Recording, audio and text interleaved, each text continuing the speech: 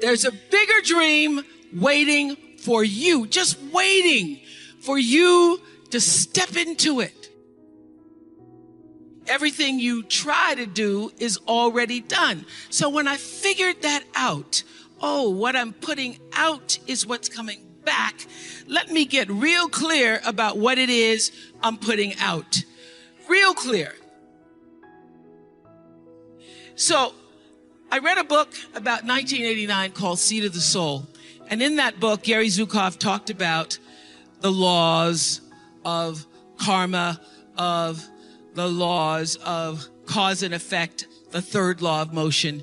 And in that book, he talked about how intention, your intention is always one with the law.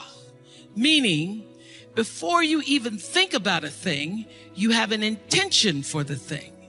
And that the intention is going to determine the outcome. That's why the same people can go to the same church service and somebody walk down the aisle just to be seen to put some money in the church, and somebody else who just goes and just has a little bit to offer. The intention with which you give, the intention with which you serve determines the outcome. So when I figured that out, I went, whoa, I changed everything I did on my show.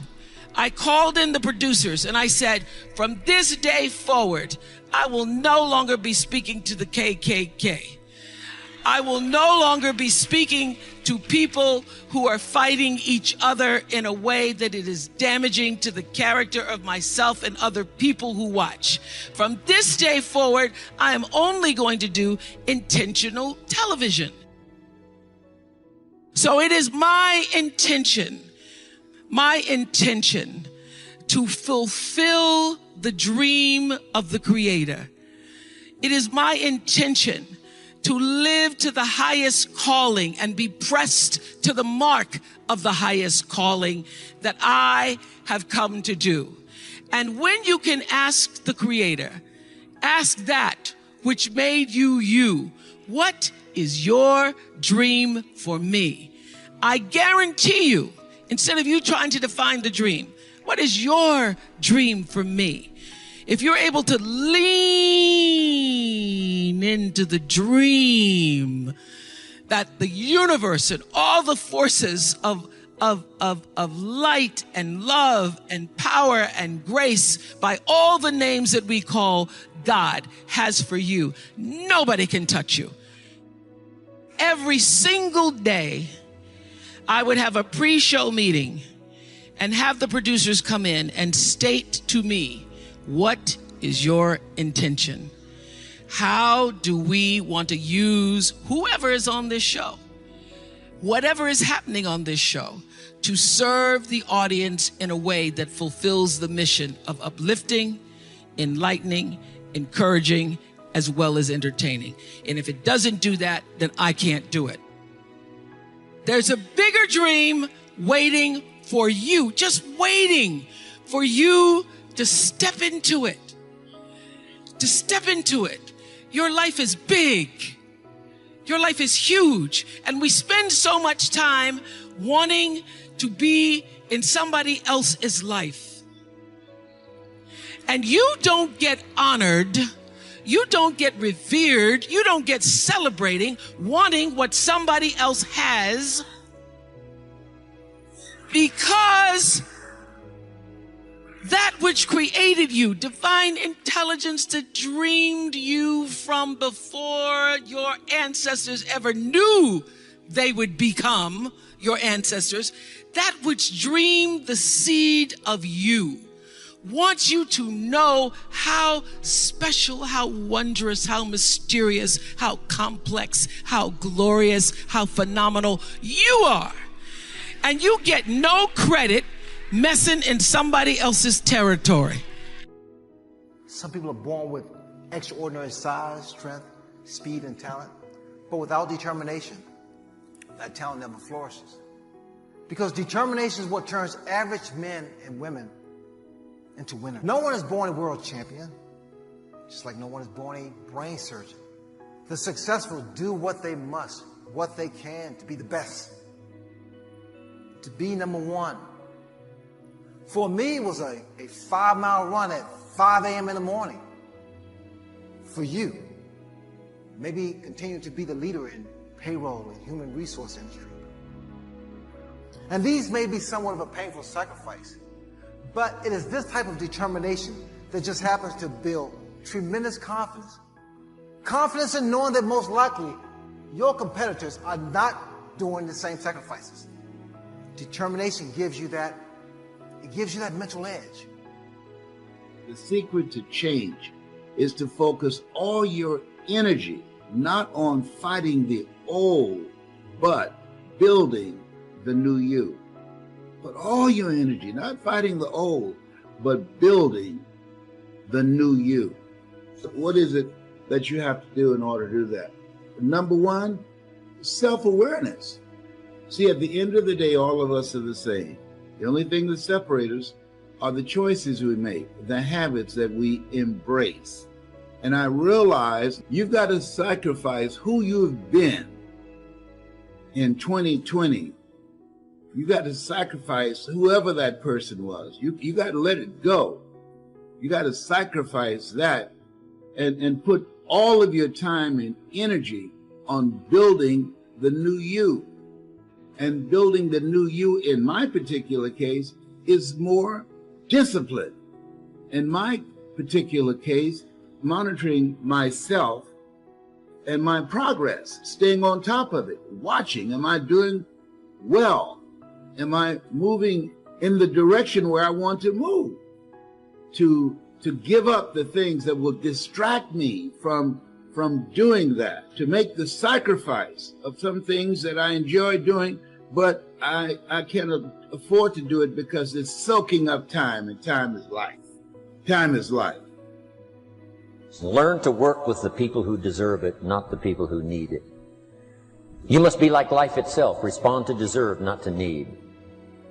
It doesn't say if you need, you will have a harvest. It doesn't say if you need a harvest, you'll have a harvest. It's not what it says. It says if you plant, chances are good you'll have a harvest. If you plant, you will reap. Not if you need, you will reap. So we must be like life itself. Respond to the people who deserve it by planting, by taking the first step. Even God himself says, if you move toward me, I'll move toward you. That's the condition. You move toward me, I'll move toward you, says the Almighty. When babies are born, they were not designed just to be carried. Babies were not born to be carried all their life. Someday you've got to try your legs. Someday you've got to try your wings. Someday you've got to try. Even if you fall down, you've got to try, because you can't just crawl around all your life. You can't be carried all your life. You have the ability to create and design the kind of life that you want. And in this place where we are right now, things have changed dramatically. And so you have to make a dramatic change in yourself in order to accomplish the things that you want. What does that look like? What is it you have to do? In my case, mine and my battle has been with cancer, 4th stage.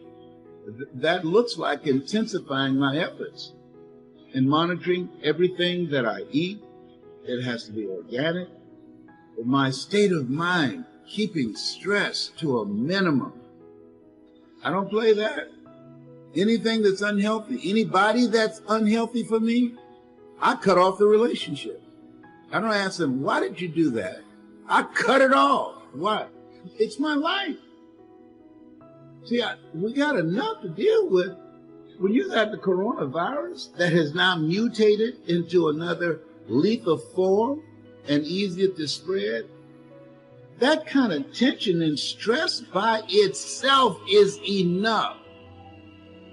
So you're not given the luxury of accommodating toxic, negative people in your life if you want to live. If you follow anything or a lot of other people are saying, it's very clear that this device has changed the framework of our society. And whether you're in Southeast Asia or America or Europe or South America, it's universal. This has changed everything from a practicality standpoint. But if you're fearful to go in because it's not what your parents want, or because you're not willing to pay the sacrifice of time and eat shit for 5 years to get what you want, it doesn't matter that you're knowledgeable, that YouTube and podcasting and Instagram and Facebook and Twitter or LinkedIn work on this platform. It doesn't matter. It doesn't matter if I sit here for the next 45 minutes and tell you that in Malaysia, in Indonesia, in Singapore, in the collective Southeast Asia, besides mainland China, that Instagram story ads are so underpriced that if you spend $1,000 on them and actually put good content in there, whatever you're trying to accomplish will happen. It doesn't matter if I tell you that. How many people here consume my content? Raise your hands. Thank you. The reality is, and you probably know this, there's not many things that I believe in. There's only 7 to 10 things I believe in. I say them over and over every day in different ways. But if you consume my content, it's very unlikely I'm going to say something in this 30 minutes that's so different than what you've heard from me. It's kind of the way I think about getting into shape. You've heard for 20 years that it's exercise and eating right. You just wish it was a pill. To me, the concern I have and why I've started this talk the way I have is because I'm concerned about what you're going to say. A lot of people don't know what to say. They're insecure. Why would somebody listen to me? And so what they start to do is fake it. They start to pretend they're an expert. They start to wear clothes that makes it look like they're successful. They fake it. It will never work. It will never work. What you're much better off doing is documenting your journey. You don't need to be an expert. You need to be honest. If you notice, sometimes I said it earlier, if I talk about the same stuff, and once in a while somebody will leave a comment, or even here will be like, Gary, you talk about the same shit. And I look at them like, do you want me to lie and make up shit? Of course I talk about the same shit because I've been running businesses for 20 plus years and it works. And when I look at other businesses that work, they're doing the same thing I'm doing. And then when I look at other things, I see businesses sometimes that work for a year and then collapse because it's what I've been talking to you about for the first 15 minutes, which is if you're going to be built on shit, you're going to sink.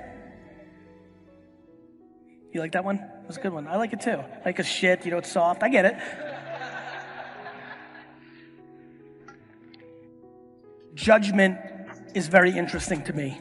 I've come to realize in the last 3 years that it is judgment that is stopping 90% of this audience. Especially when you go into different subcultures, it is scary to me how many of you are not doing things because you're worried about what your parents would think. You're worried about disappointing your parents. You're worried about the leverage your parents have. And that is unbelievably true in every culture, but obviously quite true in this culture. Judgment is the number one thing that I need to break you out of for you to even begin to make content on social networks. You don't need to be perfect. You don't need to be right. You need to stay in your lane. You need to talk about what you know. You need to talk about what you're passionate about. You got to talk about either what you like or what you know. But you can't worry about the comments. Are you really going to live your life based on somebody anonymous saying that you're ugly or not smart? Yet almost everybody does. The amount of people that refuse to post or stopped posting because of a negative comment is remarkable, or because of a snarky comment by their brother or best friend or girlfriend.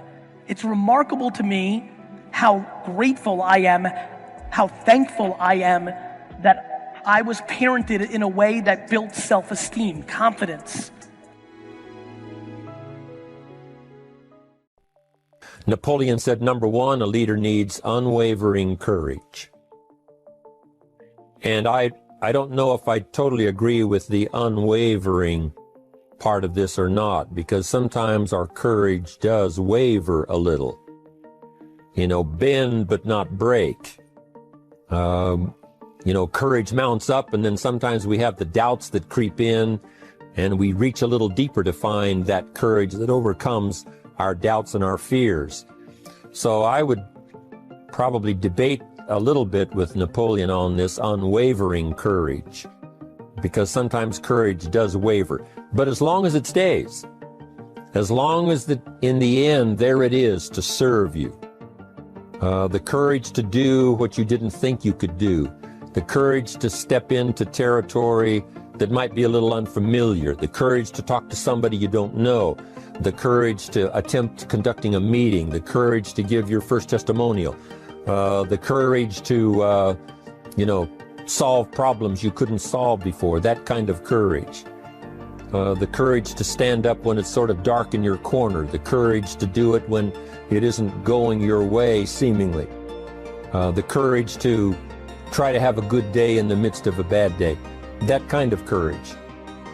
Wavering a little at times, yes, because we all have doubts that attack us. We all have small fears that creep in.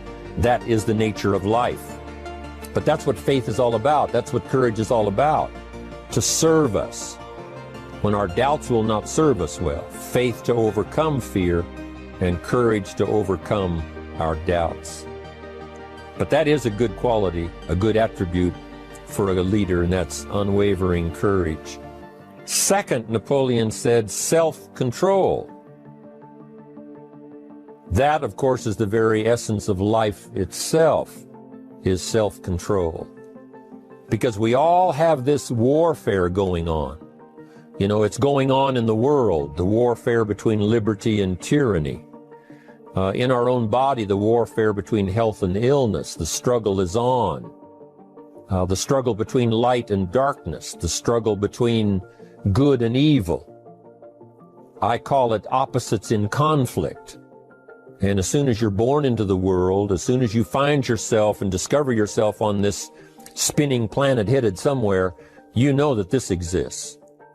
To be a civilized society, we must drive the dark side of our nature into a small corner and let the positive side flourish. Early, we must learn to exercise self-control. Power is a wonderful thing, but it must be exercised properly. It must be exercised to benefit, not to destruction.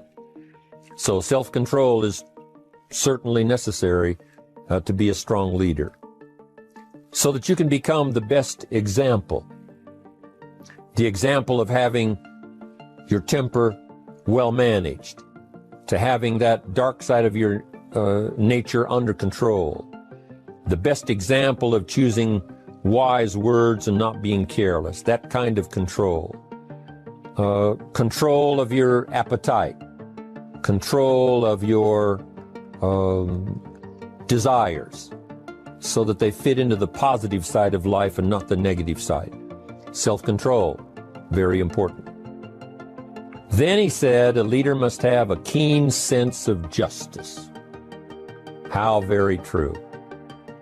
Justice we become familiar with, even when we're small. When certain things that happened or were done to us that something told us that wasn't right. Someone did us wrong. We have that sense of right and wrong, and it starts very early. Then we have to have that sense of utilizing what's right and what's wrong so that we develop this sense of justice, this sense of being fair, this sense of being on the positive side, on the right side. To minimize a person's mistakes, they need to have this sense of justice. We have to have justice when we're building an organization. What's fair, what is a good balance. The marketing system that Mark put together has to be fair for everyone. If you have a customer and you take care of that customer, someone else cannot come along and take that customer. The same is true with the distributor. Certain rules and regulations, so that all of us have a chance to fit within this framework of fairness, justice, and what's right. Otherwise, enterprise cannot work.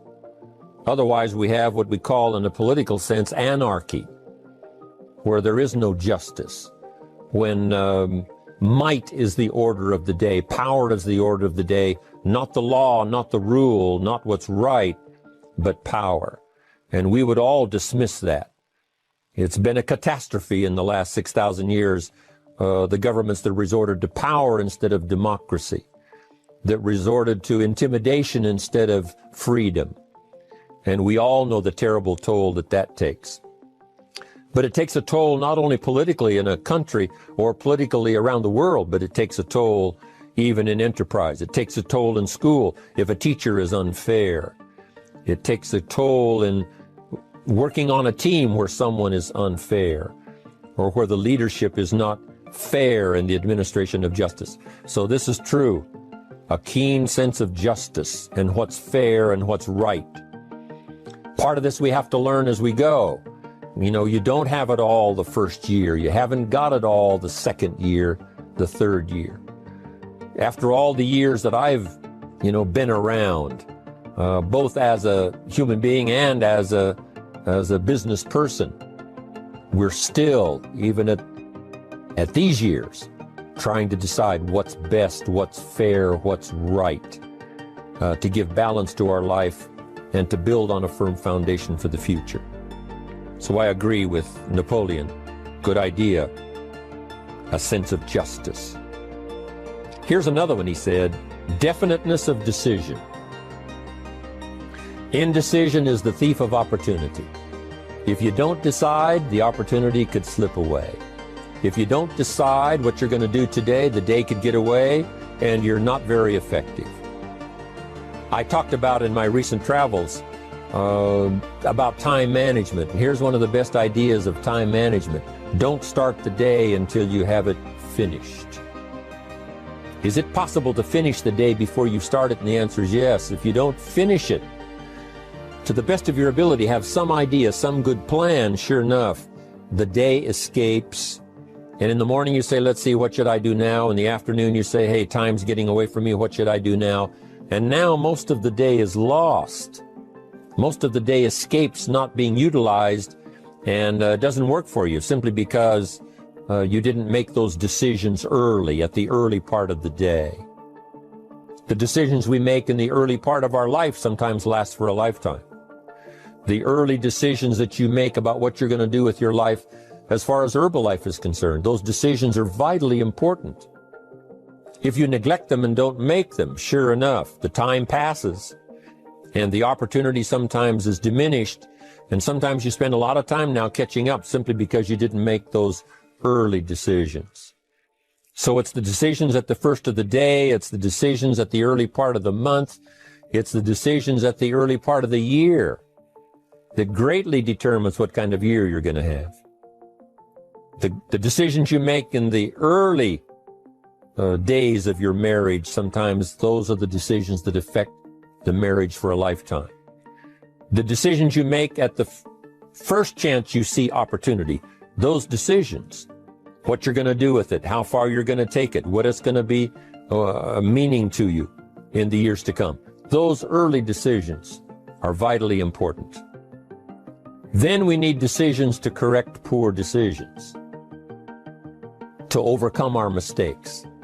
It's possible, of course, for all of us to make unwise decisions. And at the end of 1 year, at the end of 1 week, 1 month, or at the end of a few years, we say, that decision cost me too much. Cost me a lot of time, cost me a lot of money, cost me maybe a good relationship, cost me a chance to be productive. But as long as you're alive, there's still a chance to use new decision power to correct the mistakes of decisions that were bad in the past. All of us have the opportunity to do that, but I think Napoleon was right here too. You got to be definite in making decisions so that the opportunity doesn't pass you by. Take advantage. Here's the next one. Napoleon Hill said, a good leader has definite plans. How important that is. And of all the years, I think, to cash in on Herbalife's momentum and make some plans for the future, this has got to be one of the greatest years.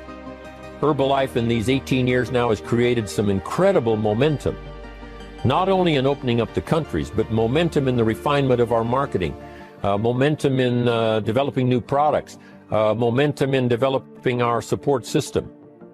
The key is now for you to make plans to ride on that momentum. Herbalife is like the tide that comes in, and the rising tide lifts all the ships if they're in the water. If your ship and your boat is not in the water, even though the tide comes in that would lift all the ships, if yours is not in the water, then it doesn't benefit you. So here's what you should do. Have the same intensity to make your plans for the future as Mark Hughes has. As the President's team, Chairman's Club especially, make the plans for the Herbalife company future, you've got to now make your plans. Don't let this momentum pass you by. Don't let this momentum go uncashed in on. Don't let it be like a lost cause for you. And maybe you've, because of the lack of plans, have lost a month or two, or you've lost a week or two, or maybe you've lost a year, and you were 10% effective instead of 100%. Now's the time to change all that and start making some plans. Your Herbalife plans, they're vitally important. You might as well cash in on the Herbalife plans for world expansion, the Herbalife plans for expansion within your country, the Herbalife plans for the expansion of the business, the incentives. Cash in on that, capture that, and say, I've got to have some plans that match Herbalife. Not necessarily match Herbalife in numbers, but that can match Herbalife in momentum, that can match Herbalife in cashing in on the opportunity, your plans for Herbalife expansion. You got to have some plans for your family, right? You got to take your family along. Don't leave them out. One of the challenges all of us have in making our plans is how to balance everything, to make sure that we don't regret at the end of the year, I spent too much time on that. I spent too much money. And then if you have, say, how can I not do that again? And construct some better plans so that you won't have any regrets at the end of a year to come, 5 years to come, 3 or 4, 5 years to come. Definite plans. The plans for the use of your money. One thing I've admired about Mark Hughes since I've met him all those years ago, once he started becoming successful, he had a splendid plan, not only for his personal success in terms of financial security, but in terms of the company. Because Mark has to look after the company and make sure that the company is secure, that the company has plenty of reserves, so that no matter what happens around the world, and when you're doing business in 37 countries, you can imagine what the challenge is to make sure the plans for each country are there, the backup plans, the financial plans, as well as products and opportunity and marketing. It is a challenge beyond comprehension to most of us, what kind of planning that takes in terms of trying to make Herbalife secure for the future. I described it in one of the summit classes as Mark takes the same pledge that the President of the United States takes, and that is to preserve and protect and defend the Constitution, says the President. But Mark has to preserve and protect and defend the company to make sure it's viable, not just in America where it started, but all around the world in each country. It's an awesome responsibility. But now for you, your plans to be financially secure. If you're starting to make some big money in Herbalife, I'm telling you, you got to have a good plan for your resources so that you find yourself secure regardless of what happens. I agree with Napoleon here. You got to have good plans. One more on plans, and that is the plan for your personal development. The plan to be better this year than last year. The plan to take the classes, attend the workshops, do everything you possibly can to show personal progress, not just financial progress, not just the progress of having one more car or one more home, but the progress of personality, the progress of communication skills, the progress of recruiting skills, the progress in how to deal with people, progress in using your influence so that it multiplies its power by 5 by 10 versus what it used to be. You need those kind of plans. A plan for personal growth, personal development. A plan to be all that you can possibly be in the years to come as you develop your Herbalife business and your life business and your family business. All of that. Got to have good plans.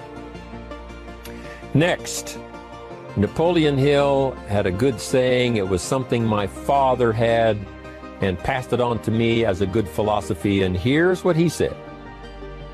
A good leader has the habit of doing more than what he gets paid for.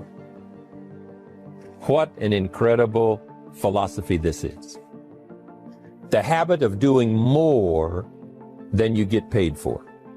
It's what we call the service that you put out like seeds in the ground that doesn't bring the harvest immediately, but the harvest is yet to come. It's called like putting out the capital in capitalism. Doing more than you get paid for means that you're getting ready for the next move up.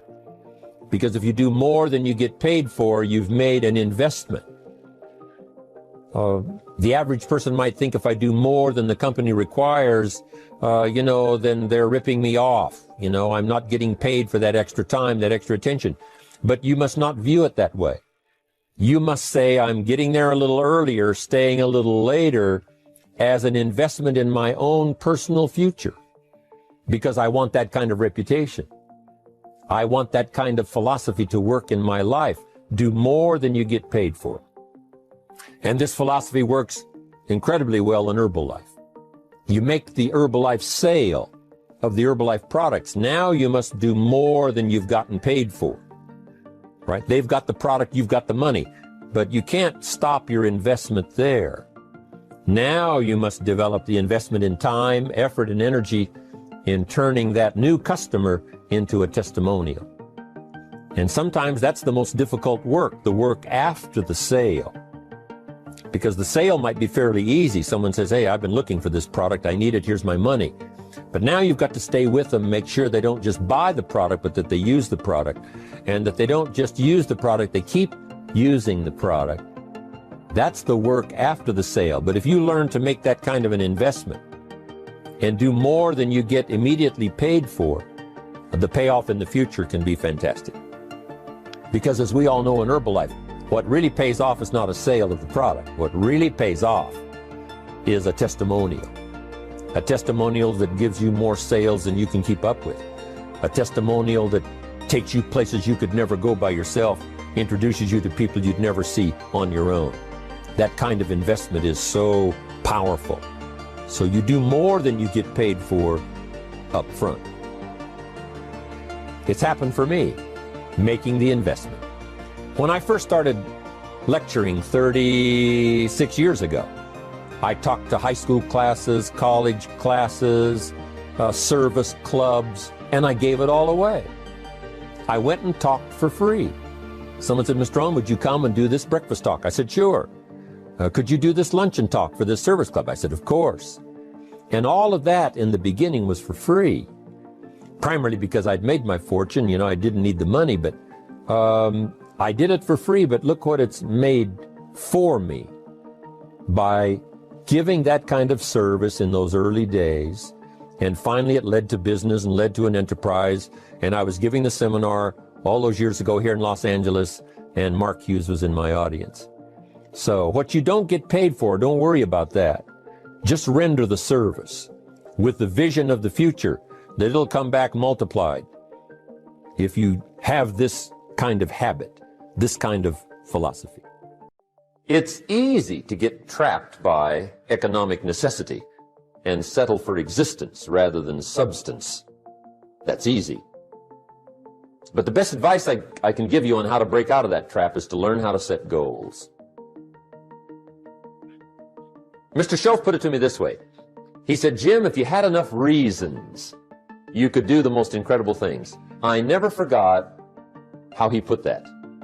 If you have enough reasons. See, reasons will change your whole life. Mr. Shelf said to me, he said, Mr. Owen, I think you've got plenty of intelligence, you've got plenty of talent, you've got plenty of ability. Probably what you lack is plenty of reasons. He said, I don't think your current bank balance is a true indication of your level of intelligence. I was happy to hear that. He said, I think you're much smarter than your present bank balance indicates. And that turned out to be true. I was much smarter. But of course my first question was, well then why isn't it bigger? And he said, you don't have enough reasons. You've got enough intelligence, but not enough reasons. So see, reasons can change your life. Here's what else I found out. Reasons come first, answers come second. You don't get the answers to do well till you get the reasons. Life has a mysterious way of hanging on to all the answers and only gives them up to the people that are inspired by reasons. So reasons make the difference in how your life works out. Now, what are some of the reasons for doing well? Let's go through a quick list called Reasons for Doing Well. First is personal reasons. Some people do well for recognition. Some people do well for respect. Some people do well for the way it makes them feel. They love the feeling of being a winner. Those are good reasons. I have some millionaire friends that keep working 10, 12 hours a day, making more millions. And it's not because they need the money. It's because they need the joy and the satisfaction and the pleasure that comes from being a constant winner. And see, it's not just the money anyway. It's the journey, not the money. Once in a while somebody says to me, boy, if I had $1 million, I'd never work another day in my life. That's probably why the good Lord sees to it they don't get their million, right? They'd quit. They'd quit. Okay. Next is family reasons. Some people do extremely well for other people, and that's powerful. Human beings can greatly affect each other. Sometimes we will do things for somebody else we will not do for ourselves. We're made that way. I met a man one time who said, Mr. Rohn, to do all the things I want to do with my family around the world, he said, I got to have at least $250,000 a year. I thought, incredible. Could a guy's family affect him that much? And the answer is, of course. How fortunate are the people that find themselves greatly affected by somebody for personal achievement. And we are affected. The writer of a recent song said, if not for you, the winter would hold no spring, couldn't hear a robin sing. I just wouldn't have a clue if not for you. So we can be affected. That might be one of the most stimulating reasons to do well, finding somebody. When Andrew Carnegie died, the wee little Scotsman that built the big steel industry, when he died, they opened up his desk, and in one of the desk drawers, they found a slip of paper. On that piece of paper, Mr. Carnegie had written his goal for his life, and he wrote it when he was in his 20s. And on that piece of paper, it said, I'm going to spend the first half of my life accumulating money.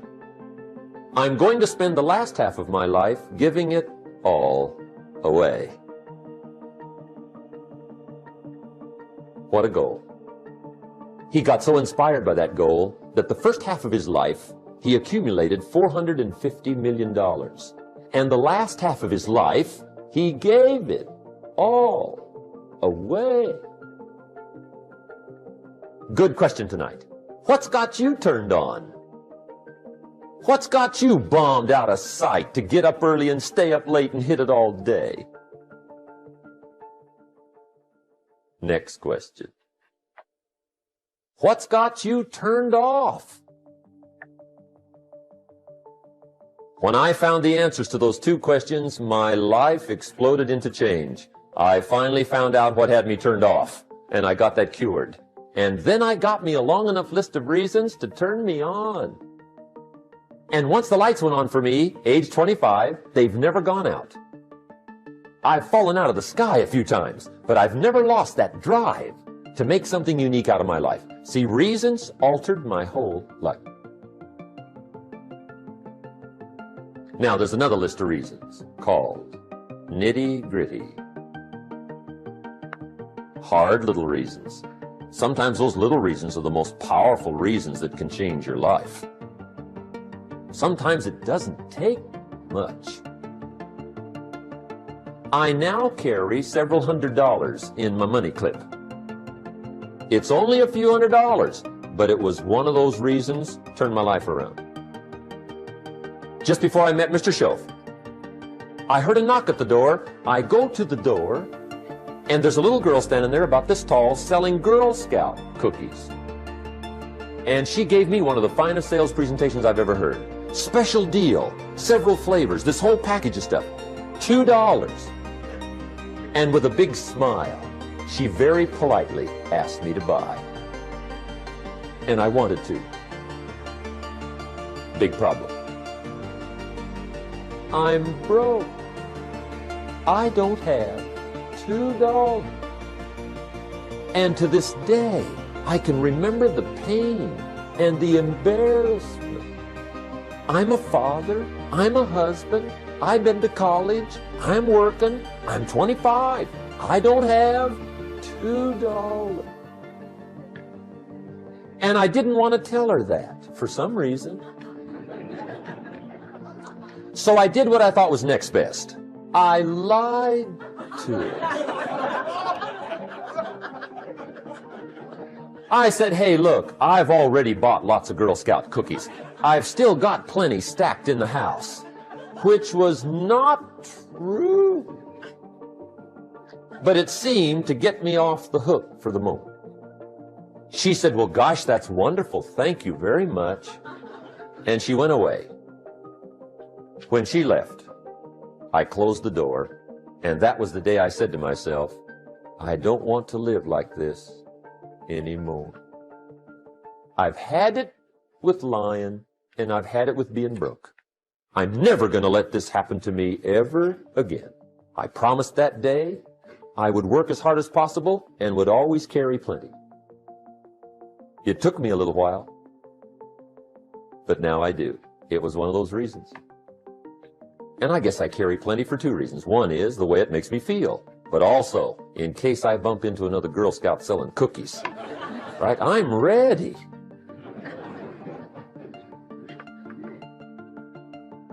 I walked out of the Bank of America one time up in Saratoga, California, where I used to live. Two little girls selling candy right outside the bank. Good place. Some girls' organization they're working for, right? I come walking out of the bank. This first little girl walks up to me. She said, Mister, would you like to buy some candy? I said, I probably would. What kind is it? She said, it's almond roca. I said, my gosh, that's my favorite. She said, wonderful. I said, how much is it? She said, it's just $2. I thought, incredible. I said, how many boxes of that candy have you got? She said, 5. And her little friend was there. She was selling candy too. I said, how many boxes have you got? She said, I've got 4. I said, that's 9. I'll take them all. They said, really? I said, yeah, it's my favorite. I've got some friends. I'll pass them around. They got so excited, put all this candy together. I reached in my pocket, gave them the $18. When I've got the candy and they've got the money, that first little girl looks up at me. She says, Mister, you are really something. How about that? Can you imagine only spending $18 and have somebody look at you in the face and say, you are really something? Now you know why I carry heavy, right? I'm not going to miss anymore. It was just one of those reasons, helped to change my life. One of my nitty-gritty reasons was budget finance. Budget finance used to grind my soul.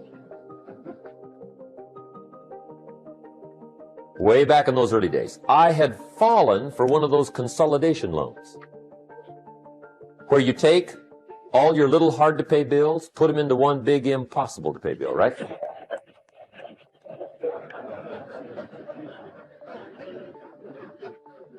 I would get 4 or 5 payments behind. This one guy used to call me day and night.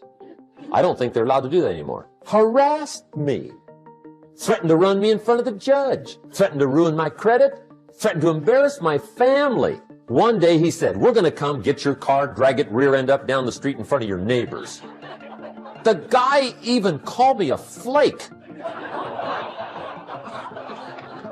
And back in those days, I'm broke, I'm pitiful, there's nothing I can do about it. But I never forgot how the guy treated me. And when I met Mr. Shoaf, and I got my life straightened out, and the money started to flow, that was one of my first projects, budget finance. I poured it on day and night. I finally put all the money together I owed him, which was considerable. I picked a day for the payoff. And when the payoff day came, I put the money in small bills in a big briefcase. And I walked into the budget finance office on Wilshire Boulevard in Los Angeles. The guy who harassed me so often, his desk was about 3 back. I walked right up to his desk, startled him. You wonder what I was doing there? It was the first time I'd been there since I'd borrowed the money, right? Without saying a word, I opened up this briefcase, dumped this pile of money all over his desk. I said, count it. It's all there. I will never be back. And I turned around and stormed out. Now, that might not be noble, but if you haven't tried it, you've got to one time.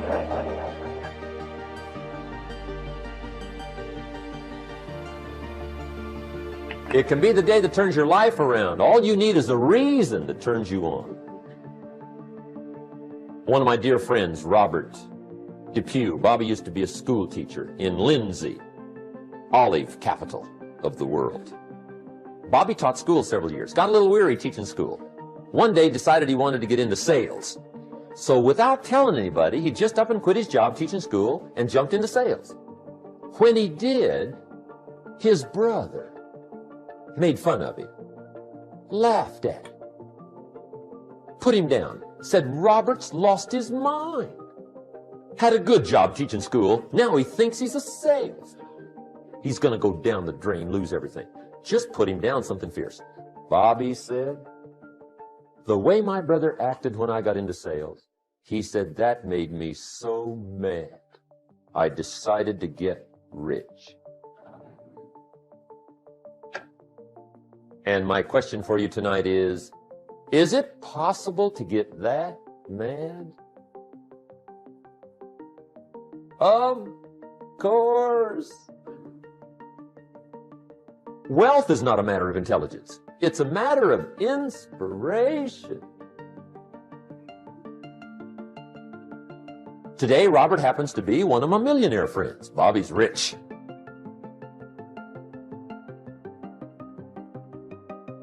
Frank Sinatra said one time, the best revenge is massive success.